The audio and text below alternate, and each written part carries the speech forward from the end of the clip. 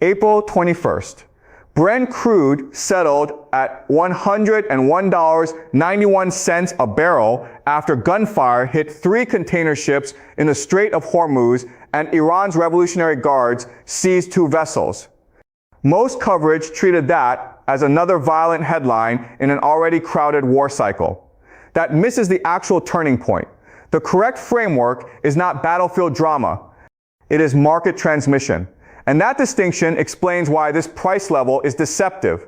By the end of this, you will understand the mechanism that now matters most. The futures physical divergence, the trap that pushes a regional war into gas prices, food prices, savings pressure, and mortgage stress even before the shooting reaches a decisive military outcome. And when we get to the arithmetic of Hormuz bypass capacity, the danger becomes much harder to dismiss. If oil is around $100, then the market has absorbed the conflict, priced the risk, and placed a ceiling on the damage. That assumption is wrong. A war enters its most dangerous economic phase when the benchmark price looks manageable, but the physical system underneath it starts breaking in slower, less visible ways. Shipping restrictions, insurance spikes, refinery feedstock shortages, rerouted cargoes, stockpile politics, and delayed inflation pass-through. At that point, the public sees a number, but the real system is already reorganizing under pressure. That is where this conflict now sits. Since the war's late February escalation and the repeated threats around Hormuz, the question has stopped being whether missiles can hit energy infrastructure. The real question is whether the global economy can keep functioning when its most important oil choke point becomes unreliable, even intermittently. In 2024, about 20 million barrels per day moved through the Strait of Hormuz, equal to roughly 20% of global petroleum liquids consumption. Around 1/5 of global LNG trade passed through it as well, primarily from Qatar. They are the bloodstream of transport, fertilizer, aviation, petrochemicals, and industrial heat. Once that bloodstream becomes uncertain, every price signal downstream starts to distort. The analytical lens here is cost asymmetry. One side does not need to shut the entire system down permanently. It only needs to make normal commerce expensive, slow, and uncertain enough that every other actor starts paying to avoid risk. The central concept is the futures physical divergence.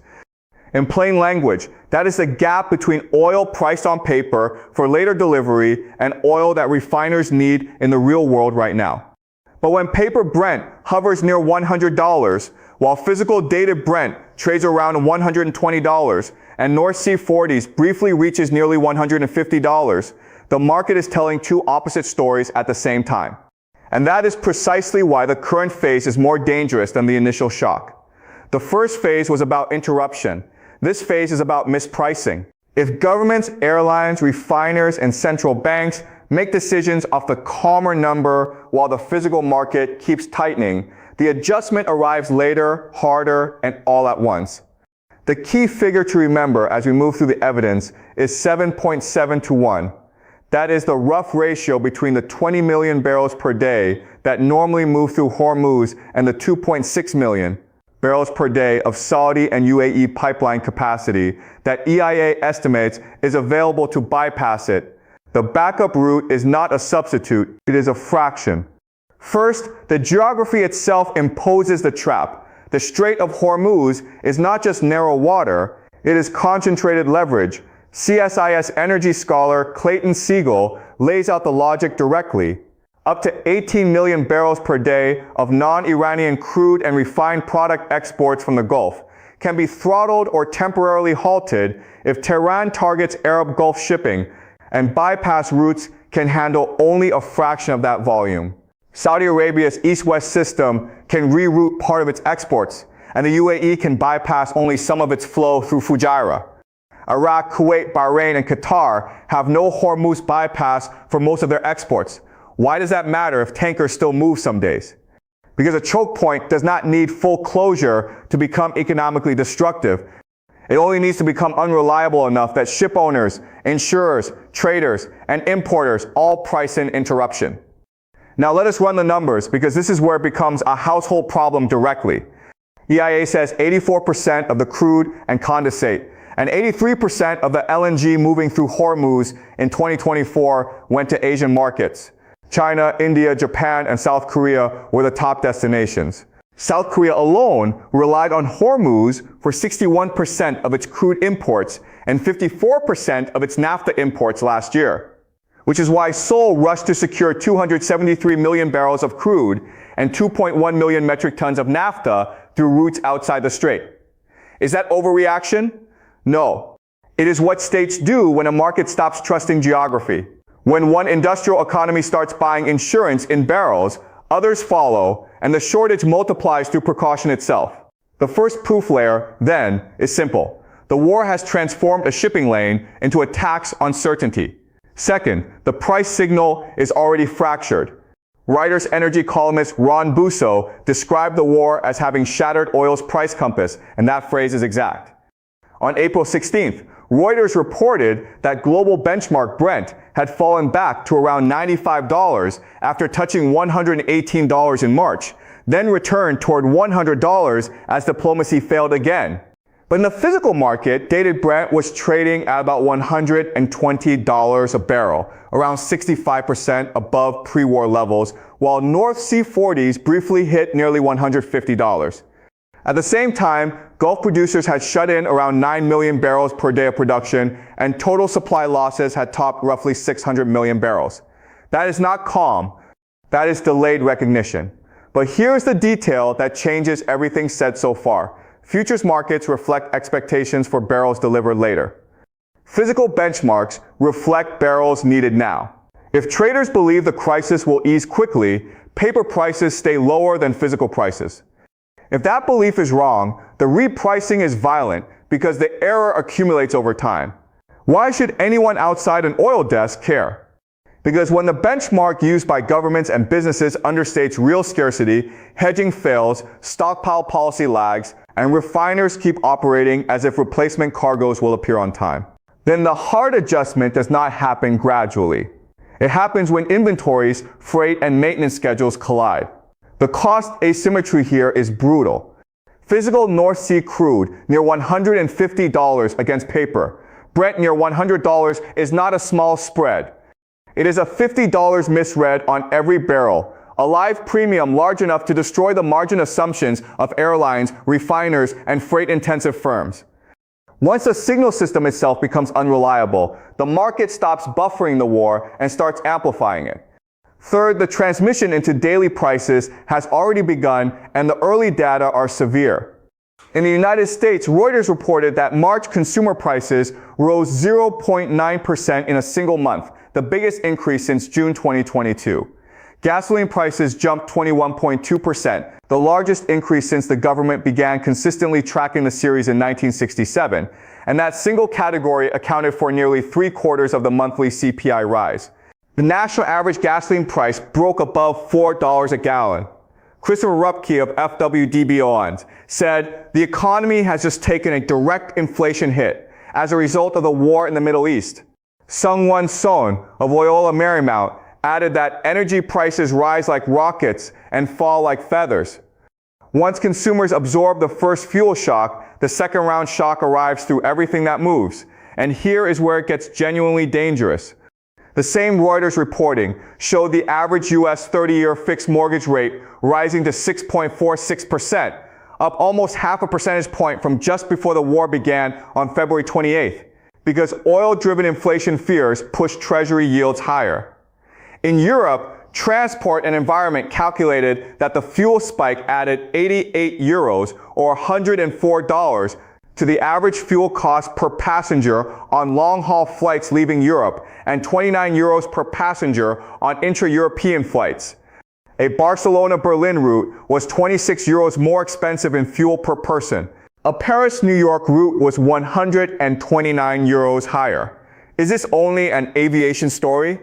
Jet fuel, diesel, fertilizer, plastics, shipping insurance, warehouse energy, and trucking all travel through the same cost channels. Once financing costs and transport costs rise together, the shock moves from commodity markets into the architecture of everyday expenses. This is the peak tension of the entire conflict, and it is structurally irreversible on short timelines. Once inflation expectations, freight contracts, refinery schedules, and household budgets have adjusted upward, a ceasefire does not restore the previous price regime. It only stops further deterioration. The market can reopen faster than trust can reopen. That is why the most dangerous phase begins after the first spike, not before it. And from here, the question is no longer whether the war affects the economy. The question is how far the cascade runs before demand destruction forces a reset. There are three groups now carrying the greatest vulnerability. The first is Asia's import-dependent industrial core. EIA says 84% of Hormuz crude and condensate and 83% of its LNG went to Asian markets in 2024. That means the first pressure lands on refiners, utilities, on manufacturers across East and South Asia, not because they are closest politically, but because they are closest physically to the lost barrels. South Korea's emergency move to secure more than 3 months of crude outside Hormuz shows how serious that pressure already is. India faces a related strain from import cost. Reuters reported that Middle Eastern oil rose to 55% of India's crude imports in January, about 2.74 million barrels per day. When freight, insurance, and replacement sourcing all rise together, current account pressure and domestic fuel politics rise with them. The second vulnerable zone is Europe, where the immediate issue is not only crude but refined products and aviation fuel. Reuters reported that Europe's airport industry warned of a systemic jet fuel shortage within 3 weeks if the disruption persisted, and the EU began considering stockpile and redistribution rules. The airline arithmetic is a clean warning signal because it is visible. 88 euros more in average long-haul fuel cost per passenger and 29 euros more inside Europe before broader consumer pass-through has fully hit. The third vulnerable group is American households, which sit farther from Hormuz physically but not financially. U.S. exposure through direct Gulf imports is only about 0.5 million barrels per day, or 7% of crude imports and 2% of petroleum liquids consumption. Yet gasoline still moved above $4 a gallon, monthly CPI jumped 0.9%, and mortgage rates climbed to 6.46%. The transmission path is price, not geography. History gives a clear parallel. In 1973, the Arab oil embargo did not just raise energy costs. It pushed inflation through transport, manufacturing, and consumer confidence, and the economic damage lasted well beyond the diplomatic trigger. This conflict carries the same structural pattern with a modern addition: tighter just-in-time logistics and more financialized pricing. So the shock now travels not only through tankers and pipelines, but through bond yields, hedges, and balance sheets. That is why savings exposure matters as much as fuel exposure. A household can lose at the pump, lose again on airfare and groceries, and lose a third time through delayed rate cuts or falling interest rate sensitive assets. A benchmark above $100 is not just a commodity headline. It is a probability signal that more of every essential purchase will be negotiated in a world of scarcer transport, more expensive credit, and thinner margins. When diesel rises, food distribution costs rise. When bond yields rise, monthly housing payments rise. When airlines pay more, travel and cargo prices rise. The war does not need to arrive at a doorstep to enter a budget. It has already done that. So what counts as winning now? For Iran, victory does not require defeating the United States or Israel outright. It requires preserving leverage through disruption, keeping Hormuz uncertain, and forcing its adversaries to pay economic and political costs larger than the physical damage Tehran can inflict. For Washington and its partners, victory requires something much harder, not simply deterring further attacks, but restoring normal shipping confidence, protecting Gulf infrastructure, holding gasoline prices down, containing inflation expectations, and preventing allied importers from panicking into competitive stockpiling. One side needs to sustain uncertainty. The other side needs to restore normality. Those are not symmetrical goals. That asymmetry is the game theory core. A dominant coalition must defend every link in the chain: sea lanes, insurers, exporters, refiners, central bank credibility, and voter tolerance. Iran needs to threaten enough links often enough that the chain never fully normalizes. CSIS framed the escalation ladder clearly. Tehran can pressure shipping, Gulf producers, or infrastructure in ways that are reversible tactically but expensive economically. Each move raises the cost of patience for the other side. Why does quick resolution fail under those conditions? Because the binding constraint is not military firepower. It is confidence. Tankers do not sail on diplomatic language. They sail on insurability, timing, and expected survivability. Markets do not normalize when a ceasefire is announced. They normalize when cargoes, premiums, and replacement schedules prove normal again over time. That is why the war has entered its most dangerous economic phase at the moment. Many people think it is stabilizing.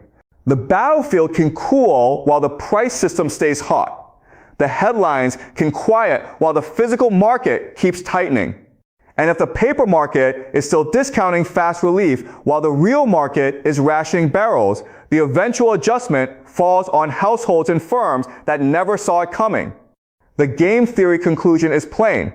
The side that can live with disorder holds the shorter path to success, while the side that needs restored order carries the heavier burden.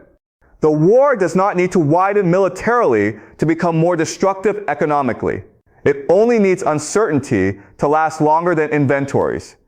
The $100 oil signal does not mean the market has contained the war. It means the war has crossed from military shock into economic entrenchment. The most dangerous stage begins when conflict no longer needs new explosions to keep getting more expensive. There is a direct historical precedent for that structure. After the 1973 oil embargo, the immediate trigger passed, but the inflationary damage, policy tightening, and confidence shock outlived the event itself. Energy crises do not end when the shooting pauses. They end when price transmission stops compounding. The goal here is understanding, not fear. If you understand the mechanism, you are already ahead of shallow coverage that treats oil as a headline number instead of a system of flows, contracts, and delayed consequences. That clarity matters because the next unresolved variable is now obvious. Whether shipping through Hormuz becomes reliably normal again or stays open only on paper while insurers and traders behave as if closure can return any day. That is the next frontier in this crisis, and it will determine whether $100 becomes a ceiling or a floor. Watch three signals. First, watch the gap between Brent futures and physical benchmarks such as dated Brent. Second, watch tanker security and insurance developments in the Strait of Hormuz, not just formal ceasefire statements. Third, watch the pass-through data. U.S. gasoline prices, European jet fuel shortages, and Asian emergency stockpiling. Those are the indicators that show whether the war is de-escalating in reality or only de-escalating on television.